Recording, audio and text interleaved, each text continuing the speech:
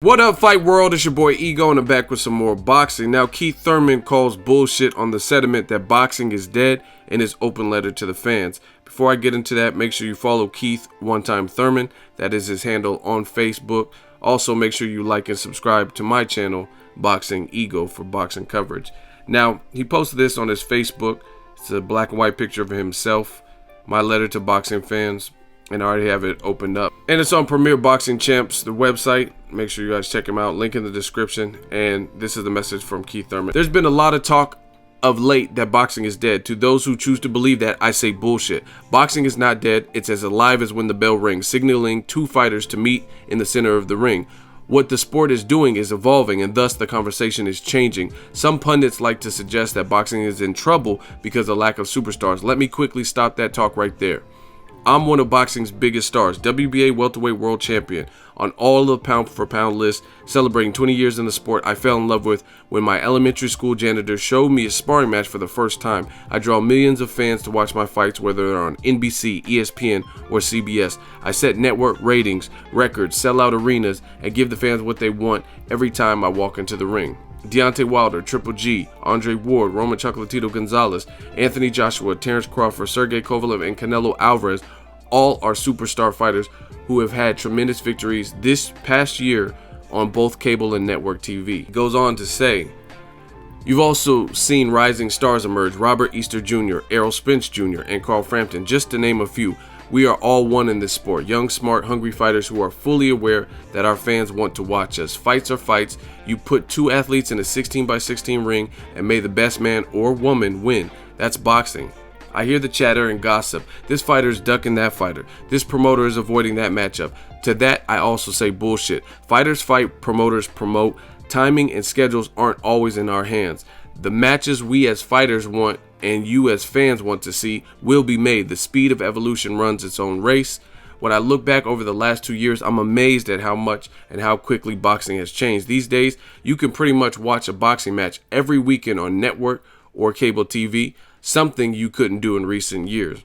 As a young fighter, it was always about getting on TV, about the networks taking a chance and saying yes to us. It seemed as if getting all the networks to understand our sport was the bigger challenge. We wanted a chance to have the airtime that our brothers in football and basketball had decades ago when their sports evolved. We knew we had an audience. Fans just wanted the opportunity to watch us outside of the pay-per-view model. My division, the welterweight division, has one of the strongest and diverse fighter pools around. There's an incredible arc of fights set up in this weight class going into and through 2017. But it's not just my division. The featherweight, middleweight, heavyweight, hell, almost every division is 6 to 8 quality fighters deep. The talent pool is global, and the ability to create fights and tournaments within these weight classes is there for the making. My former coach and mentor, Ben Getty, prophesized this moment for me and knew that our sport would be bigger than ever during my career. I'm proud to be one of boxing's leaders and proud to be part of its evolution. I cannot wait to see what comes next as both a fighter and a fan. I'd like to thank Al Heyman, Premier Boxing Champs, all the networks that carry the PBC, NBC, Fox, CBS, ESPN, Showtime, Spike, Bounce, Fox Deportes, ESPN Deportes, NBC, SN, and most importantly, the fans who have stuck by me throughout my career. Stay tuned. You will be seeing more of me and my colleagues on TV, and we promise to make you proud to say I am a boxing fan. So the letter was kind of deep, not just in the message, but also deep in reading all that to you guys. So if you'd like to donate, no, I'm just playing.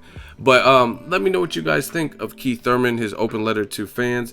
A lot of people are saying, oh, UFC's taking over. I do know UFC they have more fight cards like UFC 205. I'm looking forward to that more than most boxing cards. I don't even know if there's any major boxing cards in December. So I think the boxing needs to close the year strong. And we got Ward, Kovalev, Pacquiao, Vargas, and that's about it. You know what I mean? So I'm anxious to see if they can get this Golovkin versus Danny Jacobs done. But let me know what you think of Keith Thurman. One thing I do like about him is I can see him having a career as an analyst and a commentator because he's very eloquent and he's a wordsmith. You know what I mean? Sometimes you talk to fighters, like I've interviewed fighters, and they sound like punchy, kind of punch drunk, but you can hear and understand what Keith Thurman is talking about. He's like a like a baby Virgil Hunter in the sense of he gives you different analogies and quotes, and you could tell he's educated. He reads and plays the flute and all that. You could tell he's pretty diverse, I guess you could say, very cultured, eclectic. So I respect that, you know what I mean? Because I consider myself like I'm good wherever. I can go to the hood, I can go to a fancy restaurant. It doesn't matter. I'm good wherever. I know how to conduct myself and adapt to any climate or situation. So I respect people who can turn it on and off, and they know when to trash talk and when to be formal and different stuff like that. So Keith Thurman, I like his attitude. I just want to see some big fights. Like he says, the welterweight division is stacked, and I don't know that I agree with everything he says. I don't agree that boxing is dead. I don't believe that. I don't think UFC's taking over or nothing like that. But I do think sometimes the promoters are getting in the way. I do think there's instances where fighters aren't making the fights or aren't in a rush. You look at Guillermo Rigondeaux. I mean, who's in a rush to fight him? You know what I mean? The only person that I even know that sounds somewhat willing was Vasyl Lomachenko, but it sounded like it wasn't a good offer. So you guys let me know what you guys think. Also, the Canelo versus Triple G is another high-profile situation where between the two camps, there's a lot of politics in why that fight's not getting made. They're both saying they want it, but we're not seeing the action.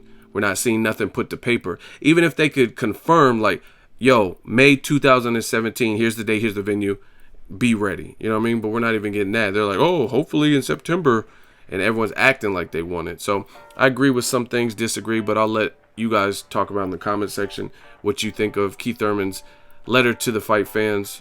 What fight are you most excited for? For me, it's Ward and Kovalev, the most meaningful fight this year. We've had some good ones, started off strong, but it kind of fizzled out.